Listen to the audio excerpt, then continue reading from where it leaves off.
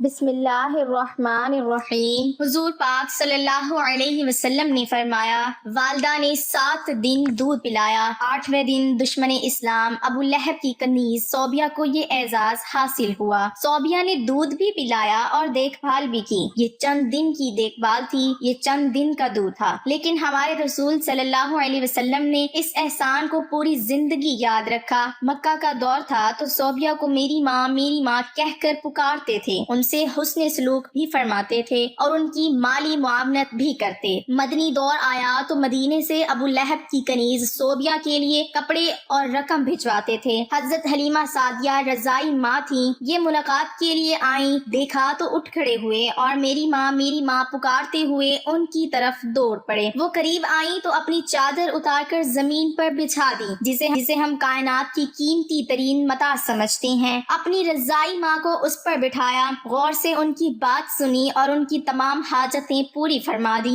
یہ بھی ذہن میں رہے، حضرت حلیمہ سعدیہ رضی اللہ تعالی عنہا نے اسلام قبول نہیں کیا تھا، وہ اپنے پرانے مذہب پر قائم رہی تھیں۔ فتح مکہ کے وقت حضرت حلیمہ کی بہن خدمت میں حاضر ہوئیں، ماں کے بارے میں پوچھا، بتایا گیا کہ وہ انتقال فرما چکی ہیں۔ رسول اللہ صلی اللہ علیہ وسلم کی آنکھوں میں آنسو آ گئے، روتے جاتے تھے اور حضرت حلیمہ کو یاد کرتے جاتے تھے۔ رضائی خالہ کو لباس، سواری اور 100 درہم عنایت کیے۔ رضائی بہن شیمہ غزوہ حنین کی قیدیوں میں شریک تھیں، پتہ چلا تو انہیں بلایا، اپنی چادر بچھا کر بٹھایا، اپنے ہاں قیام کی دعوت دی۔ حضرت شیمہ نے اپنے قبیلے میں واپس جانے کی خواہش ظاہر کی۔ رضائی بہن کو غلام، لونڈی اور بکریاں دے کر رخصت کر دیا۔ یہ بعد ازاں اسلام لے آئیں۔ جنگ بدر کے قیدیوں میں پڑھے لکھے کفار بھی شامل تھے، ان کافروں کو مسلمانوں کو پڑھانے، لکھانے اور سکھانے کے عوض رہا کیا گیا۔ حضرت زید بن ثابت رضی اللہ تعالی عنہ کو عبرانی سیکھنے کا حکم دیا۔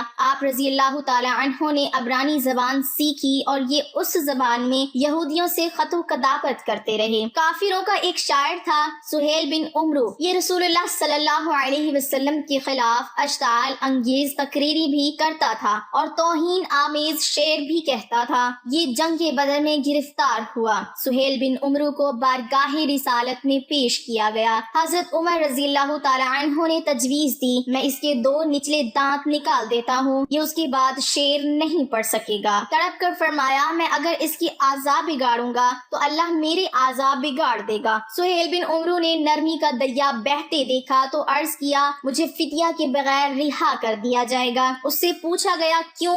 سہیل بن عمرو نے جواب دیا، میری 5 بیٹیاں ہیں، میرے علاوہ ان کا کوئی سہارا نہیں۔ رحمت للعالمین صلی اللہ علیہ وسلم کی غیرت نے گوارا نہ کیا، یہ 5 بچیوں کے کفیل کو قید میں رکھیں یا پھر اس کے 2 دانت توڑ دیں۔ غزوہ خندق کا واقعہ ملاحظہ کیجئے۔ عمرو بن عبدود مشرک بھی تھا، ظالم بھی، اور کفار کی طرف سے مدینے پر حملہ آور بھی۔ جنگ کے دوران عمرو بن عبدود مارا گیا، اس کی لاش تڑپ کر خندق میں گر گئی۔ کفار اس کی لاش نکالنا چاہتے تھے لیکن انہیں خطرہ تھا مسلمان ان پر تیر برسا دیں گے۔ کفار نے اپنا سفیر بھجوایا، سفیر نے لاش نکالنے کے عوض 10,000 دینار دینے کی پیشکش کی۔ رحمت للعالمین صلی اللہ علیہ وسلم نے فرمایا، میں مردہ فروش نہیں ہوں، ہم لاشوں کا سودا نہیں کرتے، یہ ہمارے لیے جائز نہیں۔ کفار کو عمرو بن عبدود کی لاش اٹھانے کی اجازت دے دی۔ خیبر کا قلعہ فتح ہوا تو یہودیوں کی عبادت گاہوں میں تورات کے نسخے پڑے تھے، تورات کے سارے نسخے اکٹھے کروائے اور نہایت ادب کے ساتھ یہ نسخے یہودیوں کو پہنچا دیے، اور خیبر سے واپسی پر فجر کی نماز کے لیے جگانے کی ذمہ داری حضرت بلال رضی اللہ تعالی عنہ کو سونپی گئی۔ حضرت بلال رضی اللہ تعالی عنہ کی آنکھ لگ گئی، سورج نکل آیا تو قافلے کی آنکھ کھلی۔ رسول اللہ صلی اللہ علیہ وسلم نے حضرت بلال رضی اللہ تعالی عنہ سے فرمایا، بلال آپ نے یہ کیا کیا؟ حضرت بلال رضی اللہ تعالی عنہ نے عرض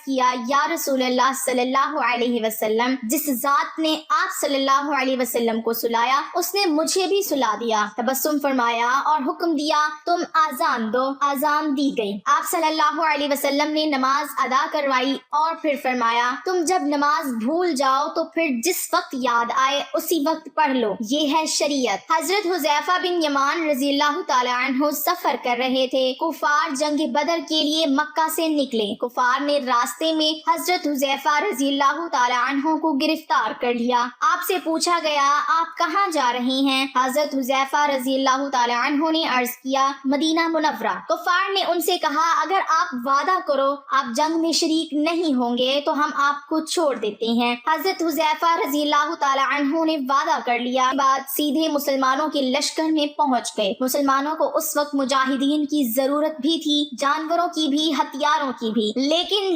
جب حضرت حذیفہ رضی اللہ تعالی عنہ کے وعدے کے بارے میں علم ہوا تو مدینہ بھجوا دیا گیا اور فرمایا ہم کافروں سے معاہدے پورے کرتے ہیں اور ان کے مقابلے میں صرف اللہ تعالیٰ سے مدد چاہتے ہیں۔ نجران کے عیسائیوں کا 14 رکنی وفد مدینہ منورہ آیا۔ رسول اللہ صلی اللہ علیہ وسلم نے عیسائی پادریوں کو نہ صرف ان کی روایتی لباس میں قبول فرمایا بلکہ انہیں مسجد نبوی میں بھی ٹھہرایا اور ان کو ان کے عقیدے کے مطابق عبادت کرنے کی اجازت بھی دی۔ یہ عیسائی وفد جتنا عرصہ مدینہ منورہ میں رہا یہ مسجد نبوی صلی اللہ علیہ وسلم میں مقیم رہا اور مشرق کی طرف منہ کر کے عبادت کرتا رہا۔ حضرت سعد بن عبادہ رضی اللہ تعالیٰ عنہ نے فتح مکہ کے وقت مدنی ریاست کا جھنڈا اٹھا رکھا تھا۔ یہ مکہ میں داخل ہوتے وقت جذباتی ہو گئے اور انہوں نے حضرت ابو سفیان رضی اللہ تعالیٰ عنہ سے فرمایا آج لڑائی کا دن ہے، آج کفار سے جی بھر کے انتقام لیا جائے گا۔ رحمت للعالمین صلی اللہ علیہ وسلم نے سنا تو ناراض ہو گئے، ان کے ہاتھ سے جھنڈا لیا، ان کے بیٹے قیس رضی اللہ تعالی عنہ کے سپرد کیا اور فرمایا نہیں آج لڑائی نہیں، رحمت اور معاف کرنے کا دن ہے۔ مدینے میں تھے تو مکہ میں قحط پڑ گیا، مدینہ سے رقم جمع کی، خوراک اور کپڑے اکٹھے کیے اور یہ سامان مکہ بھجوایا اور ساتھ ہی اپنے اتحادی قبائل کو ہدایت کی مکہ کے لوگوں پر برا وقت ہے، آپ لوگ ان سے تجارت ختم نہ کریں۔ مدینہ کے یہودی اکثر مسلمانوں سے یہ بحث چھیڑ دیتے تھے نبی اکرم صلی اللہ علیہ وسلم فضیلت میں بلند ہیں یا حضرت موسیٰ علیہ السلام۔ یہ معاملہ جب بھی دربار رسالت میں پیش ہوتا رسول اللہ صلی اللہ علیہ وسلم مسلمانوں سے فرماتے آپ لوگ اس بحث سے پرہیز کیا کریں۔ ثمامہ بن آسال نے رسول اللہ صلی اللہ علیہ وسلم کو قتل کرنے کا اعلان کر رکھا تھا، یہ گرفتار ہو گیا، اسلام قبول کرنے کی دعوت دی، اس نے انکار کر دیا، یہ 3 دن قید میں رہا، اسے 3 دن دعوت دی جاتی رہی، یہ مذہب بدلنے پر تیار نہ ہوا تو اسے چھوڑ دیا گیا، اس نے راستے میں غسل کیا، نیا لباس پہنا، واپس آیا اور دست مبارک پر بیعت کر لی۔ ابو العاص بن ربی رحمت للعالمین صلی اللہ علیہ وسلم کے داماد تھے، رسول اللہ صلی اللہ علیہ وسلم کی صاحبزادی حضرت زینب رضی اللہ تعالی عنہا ان کے عقد میں تھیں، یہ کافر تھے، یہ تجارتی قافلے کے ساتھ شام سے واپس مکہ جا رہے تھے، مسلمانوں نے قافلے کا مال چھین لیا، یہ فرار ہو کر مدینہ آ گئے اور حضرت زینب رضی اللہ تعالی عنہا کے گھر پناہ لے لی۔ صاحبزادی مشورے کے لیے بارگاہ رسالت میں پیش ہو گئی، رسول اللہ صلی اللہ علیہ وسلم نے فرمایا ابو العاص کی رہائش کا اچھا بندوبست کرو مگر وہ تمہارے قریب نہ آئے کیونکہ تم اس کے لیے حلال نہیں ہو۔ حضرت زینب رضی اللہ تعالی عنہا نے عرض کیا ابو العاص اپنا مال واپس لینے آیا ہے، مال چھیننے والوں کو بلایا اور فرمایا گیا یہ مال غنیمت ہے اور تم اس کی حقدار ہو، لیکن اگر تم مہربانی کر کے ابو العاص کا مال واپس کر دو تو اللہ تبارک و تعالی تمہیں اجر دے گا۔ صحابہ کرام نے مال فوراً واپس کر دیا۔ حضرت عائشہ صدیقہ رضی اللہ تعالی عنہا نے ایک دن رسول اللہ صلی اللہ علیہ وسلم سے پوچھا زندگی کا مشکل ترین دن کون سا تھا؟ فرمایا وہ دن جب میں طائف گیا اور لوگوں نے شہر کے بچے جمع کر کے مجھ پر پتھر برسائے، میں اس دن کی